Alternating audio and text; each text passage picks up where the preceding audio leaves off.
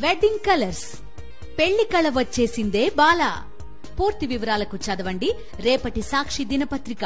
కూటమి ప్రభుత్వం అధికారంలోకి వచ్చిన తర్వాత ఏపీలో మహిళలు, చిన్నారులపై లైంగిక దాడులు, వేధింపులు పెరిగిపోతున్నాయి.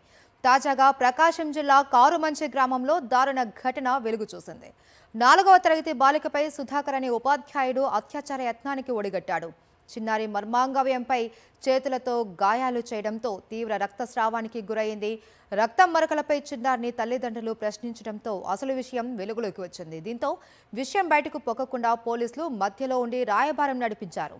దళిత కుటుంబం కావడంతో రాజకీయ వేధింపులు సైతం పెరిగాయి. అయినా తన కూతురుకు న్యాయం చేయాలి అంటూ బాధిత తల్లి మీడియా ముందుకు రావడంతో జిల్లా చైల్డ్ వెల్ఫేర్ అధికారులు తూతూ మంత్రంగా విచారణ జరిపి మమ అనిపించారు.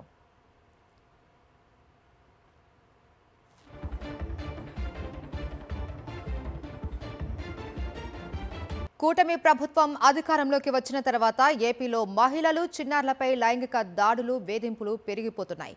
తాజాగా ప్రకాశం జిల్లా కారుమంచి గ్రామంలో దారుణ ఘటన వెలుగు చూసింది. 4వ తరగతి బాలికపై సుధాకర్ అనే ఉపాధ్యాయుడు అత్యాచార యత్నానికి ఒడిగట్టాడు. చిన్నారి మర్మాంగవ్యంపై చేతులతో గాయాలు చేయడంతో తీవ్ర రక్తస్రావానికి గురైంది. రక్తం మరకలపై చిన్నారిని తల్లిదండ్రులు ప్రశ్నించడంతో అసలు విషయం వెలుగులోకి వచ్చింది. దీంతో విషయం బయటకు పొక్కకుండా పోలీసులు మధ్యలో ఉండి రాయబారం నడిపించారు. దళిత కుటుంబం కావడంతో రాజకీయ వేధింపులు సైతం పెరిగాయి. అయినా తన కూతురుకు న్యాయం చేయాలి అంటూ బాధిత తల్లి మీడియా ముందుకు రావడంతో జిల్లా చైల్డ్ వెల్ఫేర్ అధికారులు తూతూ మంత్రంగా విచారణ జరిపి మమ అనిపించారు.